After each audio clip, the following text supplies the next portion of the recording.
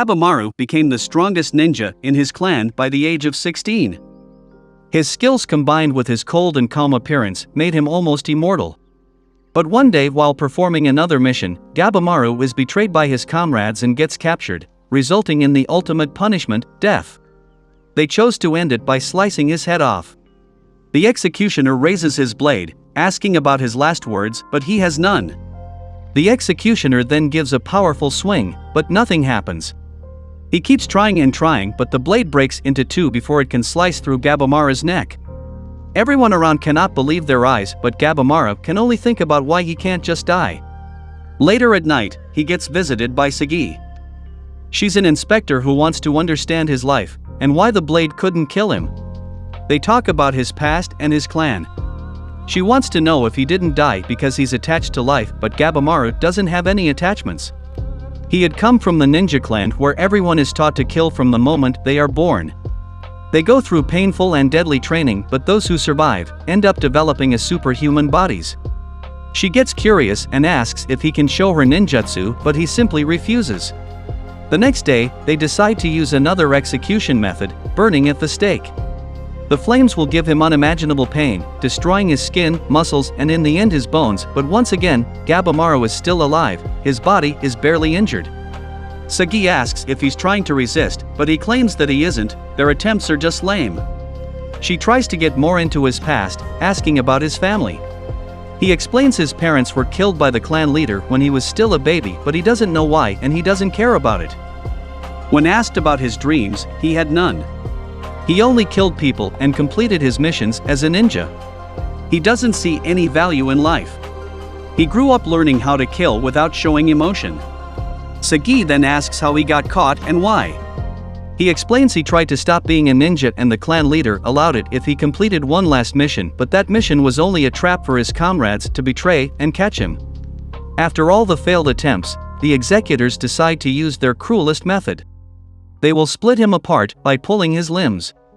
They will tie him up with ropes and use some bull strength to pull him in half. The animals start moving, stretching the ropes until it reaches their max, and in the next split second, it pulls the animals back, collapsing in front of Gabamaru. Once again, they failed to kill him. Nobody can believe it and neither does he. Why nothing works on him? Why can't he just die? And that's where Sagi notices something strange. Gabamaru doesn't have any will to live, but he attempted to leave the clan. She doesn't understand how he who doesn't have dreams wanted to leave the clan. He was the strongest in the clan, to the point that he married the chief's daughter. But marrying her was a living nightmare. She was the opposite of him. She was carefree and naive. She didn't look like someone from their clan. She turned his life upside down and he could not come to love her. She pestered him every time he came home, to remove his shoes when coming inside, forcing him to pray together, say thank you for the meal and express gratitude for their lives. To him, he was living a nightmare. He knew that if he kept living with her, he would lose his cold nature and that would make him fail the missions, so he decided to ask the clan leader to get divorced and leave the clan. The leader accepted his decision, but Gabamaru had to do one last mission, and that is when they sprung the trap and captured him. He was betrayed and realized he could not escape the village because they would find him. So, he decided to give up and accepted his fate. Later at night, Sagi gets approached by a guard. He told her not to get too close to Gabamaru as he is dangerous. He is a monster who killed 20 men when they came to arrest him. He also mentions the rumors that every ninja from his clan is immortal because they drank the elixir of life. She gets startled to hear about the elixir but starts to suspect Gabamaru even more. He claimed to be someone who's empty, someone who doesn't shed tears or blood, someone who wants to be killed, but he fought back when they tried to capture him and she knows he's been resisting the execution attempts. At the same time, Gabamaru starts to think about her words. Why is he resisting something he's asking for? When he was about to be beheaded, he used his power to break the blade. When they tried to burn him at the stake, he used his powers to survive, and when they tried to split him apart, he used his strength to pull the animals back. Something deep inside him is activating his abilities to prevent him from dying, but he promises that tomorrow would be his final day. They pour boiling oil all over him, burning his body, but he simply walks away without any injury. He was wide-eyed and in disbelief. Why can't he just die? Why is he resisting so much? He was supposed to be empty. What does he regret so much that prevents him from dying? But the investigator had enough. She already knew the answer. The guards take him underground where he meets Sagi again, but this time, she has a katana next to her. She is a decapitator from the Asiman clan.